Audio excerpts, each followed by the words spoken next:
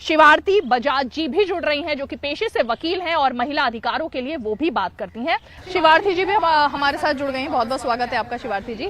आपके आने से पहले डिबेट जो चली और जो शुरुआत हुई, यहाँ पर कंचन जी ने का कहना था कि ये तो सिर्फ एक बिल ऐसा है जिसमें ना ओबीसी के लिए कोई बात है। राहुल गांधी कह रहे हैं जातिगत जनगणना होनी चाहिए, उसके सिवाय और कोई चारा नहीं है महिलाओं को इक्वालिटी का। आप क्योंकि पेशे से वकील भी हैं और महिला अधिकारों की भी बात करें, मैं ये टेक्निकलिटी जिसको खड़ा किया जा रहा है विपक्ष की तरफ से, ये लूप होल जिसकी बात की जा रही है, क्या वाकई में लूप होल है?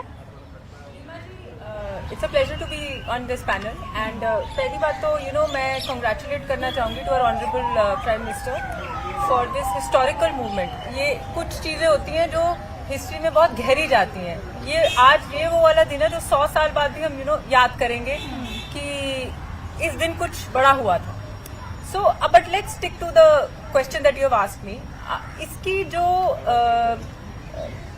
विपक्ष या मैं पॉलिटिकली कमेंट नहीं करूंगी, बट जो भी इसके नेगेटिव्स बता रहे हैं बिल के, ये एक्चुअली करेक्ट है नहीं लीगली। बिकॉज अगर आप बिल को पढ़ें प्रॉपरली तो उसमें लिखा गया है कि 1/3 of the 33% majority is being given for schedule caste and schedule tribes, which means scheduled caste और scheduled tribes तो already defined है हमारे acts में, जो according to their economic background and economic conditions, irrespective of the religion, they are already defined and they are already covered in this current act as it is. So ये clear बात है। ये बड़ी clear बात है। ये law important है क्यों, हम इसको क्यों कह रहे हैं आज ये लैंडमार्क दिन है?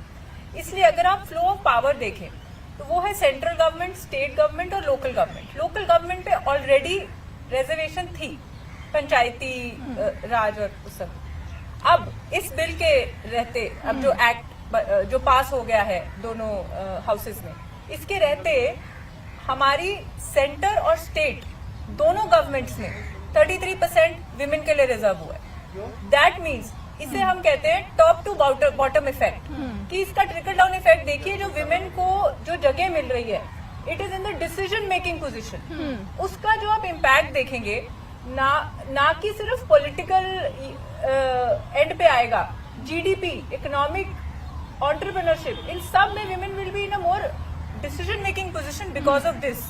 सो आई थिंक इसका जो डीप इम्पैक्ट है वो यही है। और हाँ, जो आप इसके लिए कह रहे हैं कि इसका जो क्रिटिसिज्म हो रहा है शेड्यूल का, शेड्यूल है, that is not valid because 1/3 of the 33% is reserve for schedule caste and schedule tribe. और schedule caste and schedule tribe की डेफिनेशन ऑलरेडी हमारे एक्ट्स में दे रखी है। सो आई थिंक ये बड़ा वेल थॉट ऑफ अपना एक्ट पास हुआ है। आई थिंक ये कमेंडेबल मूवमेंट है फॉर एवरीवन। ठीक है कि अगर ये बिल दोनों हाउसेज ने यूनैनिमसली पास किया है, कई बिल पास होते हैं, पर जिस मेजोरिटी के साथ ये बिल पास हुआ है, इससे पता लगता है कि इसमें ऑपोजिशन की ज्यादा गहराई है नहीं। कोई मुद्दे होते तो आ जाते। रही बात रिजर्वेशन की, मैं फिर से क्लैरिफाई कर रही हूँ कि 1/3 of the 33% is already reserve for SC/ST।